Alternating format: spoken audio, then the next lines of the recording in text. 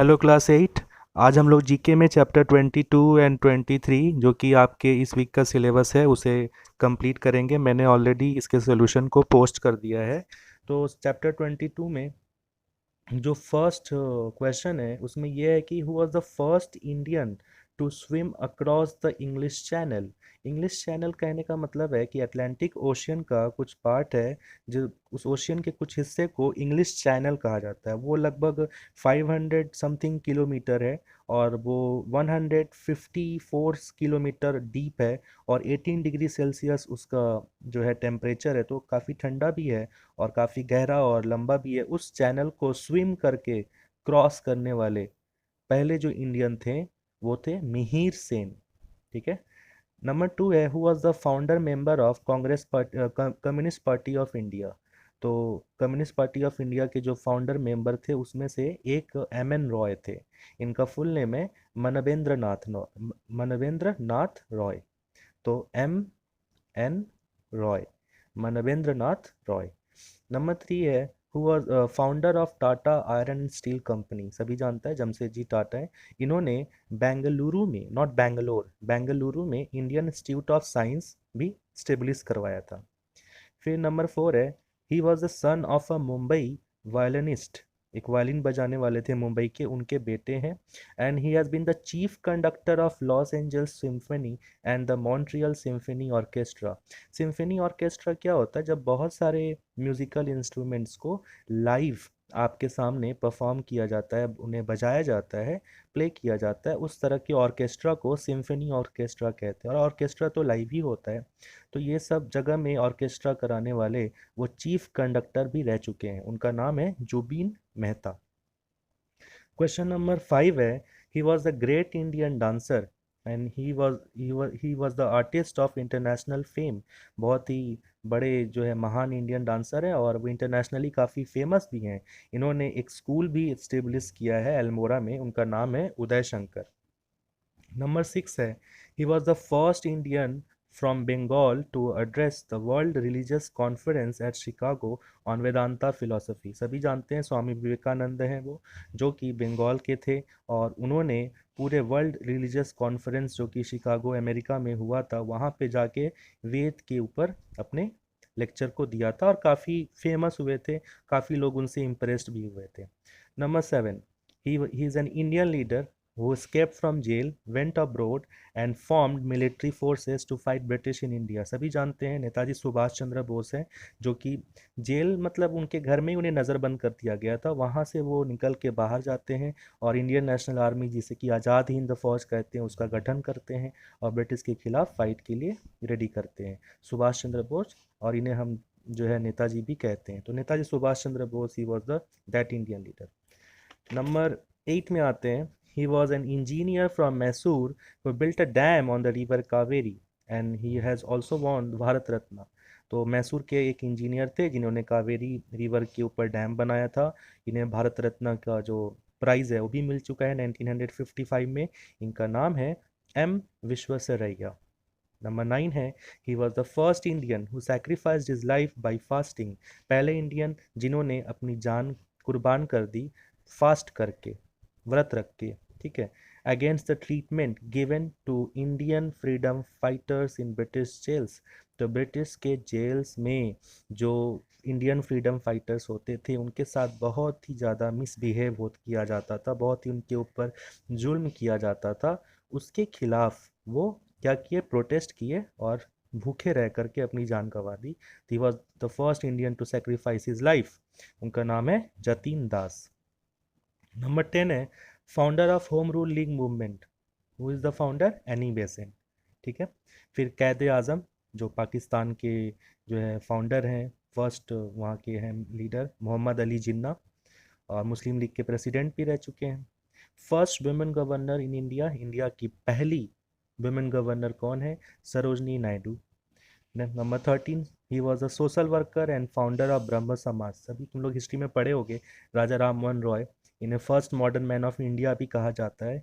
एक social worker भी थे और ब्रह्म समाज नाम के एक संस्था को उन्होंने फाउंड भी किया था। फिर इन्हें लोग प्यार से देश बंधु कहते थे। नंबर 14 में इनका नाम क्या है? ठीक है, Chittaranjan Das. Number 15, first female president of United Nations General Assembly. United Nations जो कि यूएनओ है, उसमें बहुत सारे पार्ट हैं, जनरल असेंबली है, सेक्रेटरीट है, ट्रस्टीशिप काउंसिल है। उसमें से जो जनरल असेंबली है उसकी पहली फीमेल प्रेसिडेंट रह चुकी हैं विजय लक्ष्मी पंडित, जो कि एक इंडियन है। Number 16, moderate group leader Gopal Krishna Gokhale. ठीक है, इसमें जो हिंट दिया हुआ है नंबर 16 में कि he was the leader of moderate group, one of the leader. Moderate जो है कांग्रेस में दो पार्ट हो गया था, मॉडरेट्स एंड एक्सट्रीमिस्ट। तो मॉडरेट्स जो वैसे थे, जो नरम दल के थे, नरम दल के लीडर थे गोपाल कृष्ण गोखले, एक ब्राह्मण थे। तो चैप्टर 22 में नंबर टोटल 16 क्वेश्चन हिंट्स दिया हुआ क्वेश्चन है। अब हम लोग चैप्टर 23 में आते हैं। चैप्टर 23 में है कि to home president sends his resignation. जो प्रेसिडेंट अगर अपने ऑफिस से रिजाइन करना चाहते हैं, क्विट करना चाहते हैं, तो वो अपना रेजिग्नेशन किसे देंगे, क्योंकि वो तो सबसे ऊपर है। तो वो अपना रेजिग्नेशन किसे देंगे, वाइस प्रेसिडेंट को देंगे। नंबर 2, अगर प्रेसिडेंट को हम रिमूव करना चाहते हैं बाई, तो रिमूव करने का जो पॉलिसी है उस पॉलिसी का नाम है इम्पीचमेंट। तो इम्पीचमेंट का पॉलिसी जो है, उस पॉलिसी को अगर हम फॉलो करेंगे तो प्रेसिडेंट को हटाया जा सकता है। तो उस पॉलिसी से हटाने के लिए कितना वोट चाहिए, तो पार्लियामेंट में दो हाउसेज है, राज्यसभा लोकसभा। तो दोनों हाउसेज का 2/3 मेजॉरिटी होना चाहिए, तब जाके इस पॉलिसी के तहत हम प्रेसिडेंट को हटा सकते हैं। इसमें क्या था, प्रेसिडेंट खुद से रिजाइन कर रहे हैं, खुद से क्विट कर रहे हैं, तो वो अपना रेजिग्नेशन लेटर किसे देंगे, वाइस प्रेसिडेंट को देंगे। और इसमें है कि उन्हें हटाया जा रहा है, तो हटाने के लिए लोकसभा राज्यसभा में जितने भी हैं मिनिस्टर्स, टोटल 2/3 दोनों हाउस से चाहिए, फ्रॉम ईच हाउस। लोकसभा से भी 2/3, राज्यसभा से भी 2/3। इंडियन कॉन्स्टिट्यूशन में सेक्युलर सोशलिस्ट, ये जो दो वर्ड्स हैं, ये किस अमेंडमेंट के थ्रू आए। अमेंडमेंट मतलब सुधार करना, कुछ रेक्टिफिकेशन करना। तो जो अमेंडमेंट होते हैं वो, उनका नंबर होता है, तो 42nd। ठीक है, तो 42वां जो सुधार हुआ इंडियन कॉन्स्टिट्यूशन में, उसके तहत इंडियन कॉन्स्टिट्यूशन में ये दो वर्ड ऐड किए गए, secular and socialist. Number 4, who presides over the meetings of Rajya Sabha. Rajya Sabha की जो मीटिंग्स होती हैं उसको कौन प्रेसाइड करता है, उसका प्रेसिडेंट कौन होता है उस मीटिंग का, तो वो वाइस प्रेसिडेंट होते हैं। ठीक है, कॉन्स्टिट्यूशन कब अडॉप्ट किया गया इंडिया का, 26 नवंबर 1949। इस दिन कॉन्स्टिट्यूशन बन गया था, अडॉप्ट कर लिया गया था, लेकिन उसे लागू किया गया था 26 जनवरी 1950, लगभग 2 महीने बाद। फिर किस क्वेश्चन नंबर 6 में है कि कौन सा ऐसा स्केड्यूल है जिसमें ये मेंशन किया गया है नेशनल लैंग्वेजेस के बारे में। जो इंडिया में जितने भी नेशनल लैंग्वेजेस हैं, इंडियन कॉन्स्टिट्यूशन के किस स्केड्यूल में उसको मेंशन किया गया है, तो स्केड्यूल नंबर 8।